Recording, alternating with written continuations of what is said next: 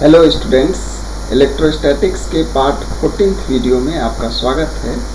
इस वीडियो में हम लोग डिस्कस करने वाले हैं torque on an electric dipole in a uniform electric field. तो सबसे पहले यहाँ पे हम लोग डिस्कस करेंगे टॉर्क। टॉर्क होता क्या है?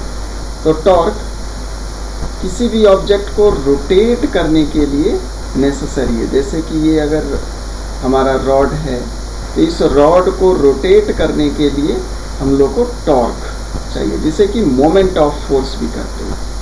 तो जैसा कि आप क्लास 11th में स्टडी कर चुके हैं, टॉर्क का मैग्नीट्यूड, जिसे कि हम लोग टाउ से डिनोट करते हैं, टॉर्क का मैग्नीट्यूड आर और एफ के क्रॉस प्रोडक्ट से निकालते हैं, जिसे कि सिंपली हम लोग आर एफ साइन थीटा कहते हैं। अगर दो फोर्स, ये एक केस है, अगर दो इक्वल और अपोजिट फोर्स किसी ऑब्जेक्ट पर एक्ट कर रहा हो, सपोज एक फोर्स एफ है, दूसरा फोर्स भी एफ है, equal force but in opposite direction, तो ये भी हमारा मोमेंट ऑफ फोर्स होता है।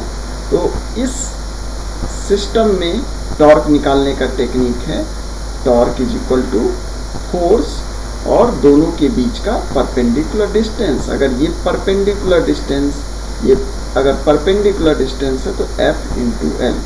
इस टेक्निक से भी हम लोग टॉर्क फाइंड आउट कर सकते हैं। तो यहाँ पर इसी टेक्निक का यूज़ करके हम लोग डाइपोल पर, जैसा कि आप डाइपोल जानते हैं, इक्वल और अपोजिट चार्जेस अगर स्मॉल डिस्टेंस से सेपरेटेड हो तो उसे हम लोग डाइपोल करते हैं। तो डाइपोल पर लगने वाले टॉर्क को हम लोग फाइंड करेंगे। हमारा डाइपोल प्लेस होना चाहिए यूनिफॉर्म इलेक्ट्रिक फील्ड में। Condition is that field is uniform.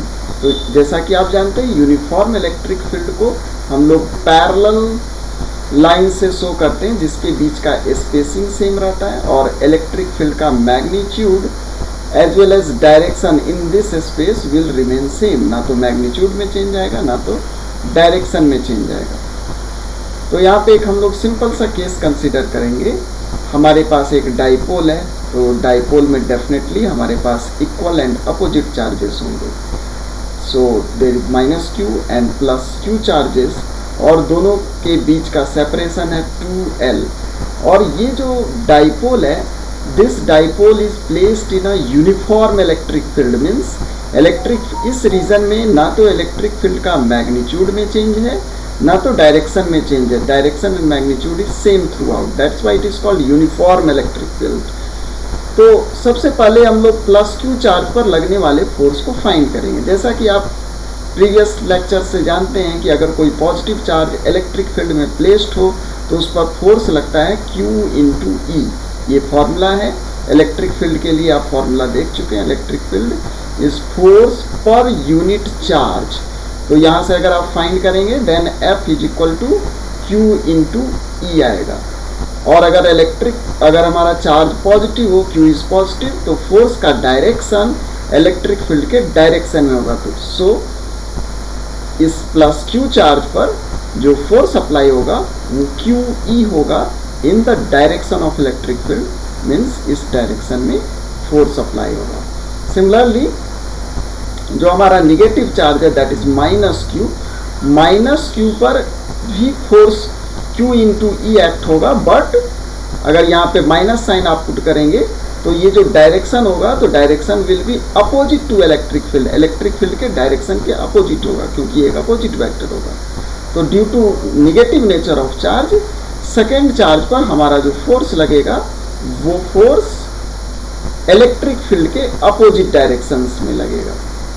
तो ये तो हम लोग बात कर चुके हैं दोनों पर लगने वाले फोर्स के बारे में। जब दोनों फोर्स को क्लियरली आप देखेंगे तो यहाँ पे आप देखने के साथ कह सकते हैं कि both forces are equal in magnitude but their directions are opposite to each other. Means अगर ये फोर्स हमारा राइट वार्ड लग रहा है तो ये फोर्स लेफ्ट वार्ड लग रहा है। तो अगर इक्वल एंड अपोजिट फोर्स इस डाइपोल पर एक्ट करे तो हमारा ये जो डाइपोल है वो इक्विलिब्रियम में होगा, मतलब इसमें कोई ट्रांसलेशनल इक्विलिब्रियम्स नहीं होगा।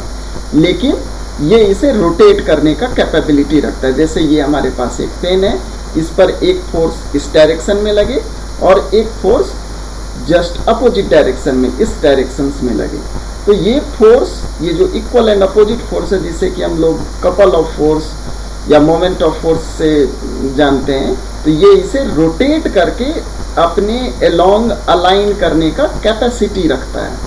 तो दैट्स वाई यहाँ पर, और ये दोनों फोर्स जो कि इक्वल एंड अपोजिट है, एक फोर्स राइटवर्ड एक्ट हो रहा है, दूसरा फोर्स लेफ्टवर्ड एक्ट हो रहा है, दोनों एक दूसरे को कैंसिल करेगा। एज ए रिजल्ट जो इसका सेंटर ऑफ मास है, जो मिड पॉइंट है, सेंटर ऑफ मास के about there will be no motion, it will rotate but ये मूव नहीं करेगा, means there is no translational equilibrium. तो ये पहले से भी आप जानते हैं कि अगर आपको सेंटर ऑफ मास का एक्सेलरेशन फाइंड करना हो तो आप उस पर लगने वाले रिजल्टेंट फोर्स को उसके मास से डिवाइड करते हैं। तो यहाँ पर एक फोर्स हमारा राइटवर्ड है, एक फोर्स लेफ्टवर्ड है, इक्वल एंड अपोजिट फोर्स है, सो रिजल्टेंट फोर्स इज 0 और मास से जब आप डिवाइड करेंगे तो एक्सेलरेशन विल बी 0। और अगर ये इक्विलिब्रियम में है, रेस्ट में है, then it will remain in rest. It means ये जो डिस्कस हम लोग किए, यहाँ से ये क्लियर हो गया कि ये जो हमारा डाइपोल है, ये डाइपोल इक्विलिब्रियम्स में ही स्टे करेगा।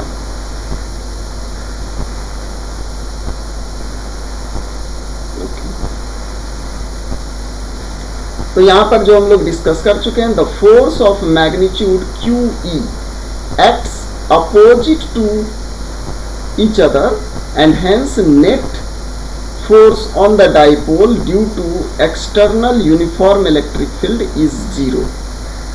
तो अगर resultant force 0 है, it means no translational motion of dipole, इस ये dipole में कोई translational motion नहीं होगा। लेकिन जैसा कि हम लोग डिस्कस कर चुके हैं, no translational motion, लेकिन ये रोटेट करने का कैपेसिटी रख सकता है। तो ड्यू टू रोटेशन के लिए जो काउज है, काउज इज टॉर्क, जिसे कि मोमेंट ऑफ फोर्स कहते हैं, और फोर्स का मोमेंट फाइंड करने के लिए टेक्निक हम लोग यूज करेंगे।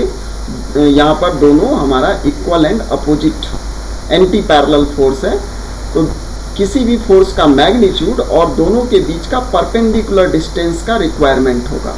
तो परपेंडिकुलर डिस्टेंस के लिए हम लोग यहाँ पे यूज करेंगे, अगर यहाँ से लेके यहाँ तक का टोटल डिस्टेंस 12 हो और डाइपोल का डायरेक्शन हमारा नेगेटिव टू पॉजिटिव चार्ज होता है, मीन्स इन दिस वे, और इलेक्ट्रिक फील्ड इसके साथ अगर थीटा एंगल बनाता हो, तो आप देख सकते हैं कि ये हाइपोटेनस अगर 12 है तो इसका जो परपेंडिकुलर होगा, perpendicular distance will be 2L sine theta. तो आसानी से आप टॉर्क फाइंड कर सकते हैं। टॉर्क इज फोर्स, तो फोर्स के जगह पे हम लोग QE रखेंगे और परपेंडिकुलर डिस्टेंस के जगह पे 2L साइन थीटा रखेंगे। और जैसा कि फोर्स का वैल्यू आप जानते हैं, force is QE, only magnitude is QE and 2L sine theta. Again Q and 2L, इन दोनों का प्रोडक्ट को हम लोग डाइपोल, इलेक्ट्रिक डाइपोल मोमेंट कहते हैं, जिसे P से डिनोट करते हैं। So it will be PE, Q और 2L के जगह पे आप P लिख सकते हैं, so it is PE sine theta. और अगर हम लोग मैग्नीट्यूड वाइज डिस्कस करें तो magnitude of torque is equal to vector P cross E होगा, जहाँ की A क्रॉस B A भी साइन थीटा होता है और इसका एक डायरेक्शन भी होता है। डायरेक्शन ये रोटेशन के सेंस में होगा।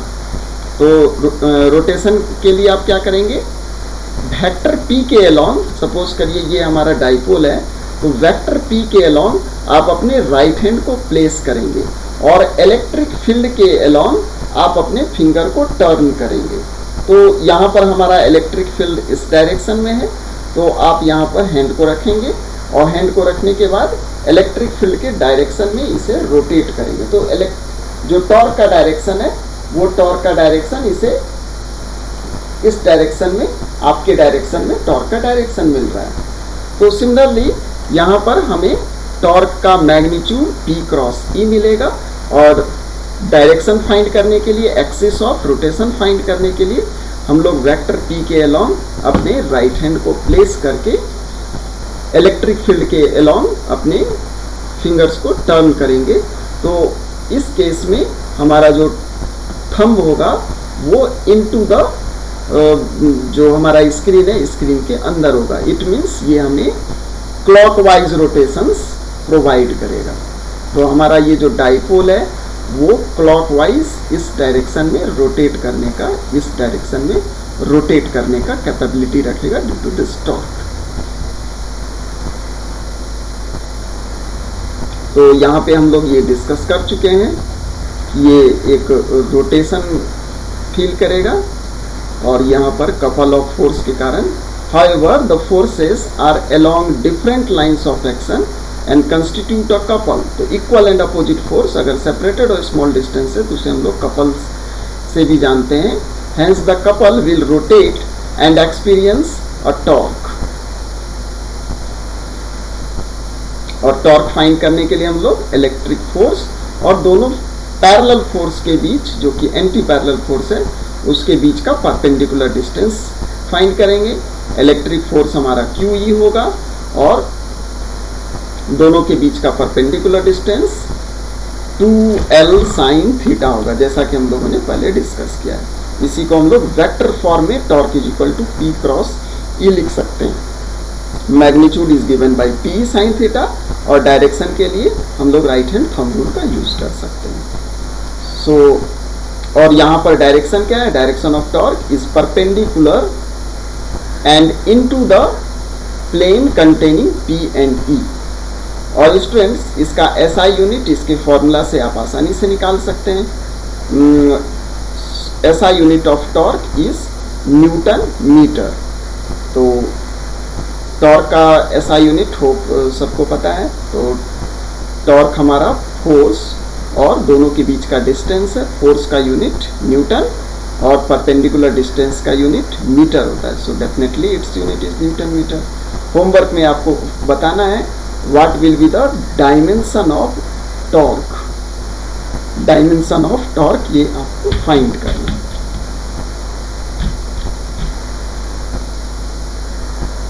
ओके स्टूडेंट्स, अब हम लोग कुछ स्पेशल केस लेंगे। अभी तक हम लोगों ने देखा torque is equal to PE sin theta. अब ये जो टॉर्क हमारा PE sin थीटा है तो ये मैग्नीट्यूड ऑफ P पर डिपेंड करता है। मैग्नीट्यूड ऑफ P क्या है? तो magnitude of P is Q and distance between two charges, that is Q into 2L। And strength of electric field E पर डिपेंड करता है। और नेक्स्ट P और E के बीच बनने वाले एक्यूट एंगल थीटा पर डिपेंड करता है। तो यहाँ पे आप देख सकते हैं कि it will depends upon theta. तो किस तरह से हमारा डाइपोल यहाँ पे ओरिएंटेड है उस पर हमारा टोटल टॉर्क डिपेंड करेगा। तो सबसे पहला केस लेंगे कि अगर दोनों के बीच बनने वाला एंगल थीटा 0 डिग्री हो तो definitely as you know sine 0 degree is 0, so torque will be 0। Next case, अगर हमारा डाइपोल इलेक्ट्रिक फील्ड पर परपेंडिकुलरली प्लेस्ड हो तो डेफिनेटली उस केस में जो एंगल होगा थीटा विल बी 90 डिग्री। और जब 90 डिग्री आप प्लेस करेंगे तो देखेंगे sine 90 is 1 and maximum torque will act in this case. तो वैल्यू ऑफ जो टॉर्क होगा वो मैक्सिमम होगा।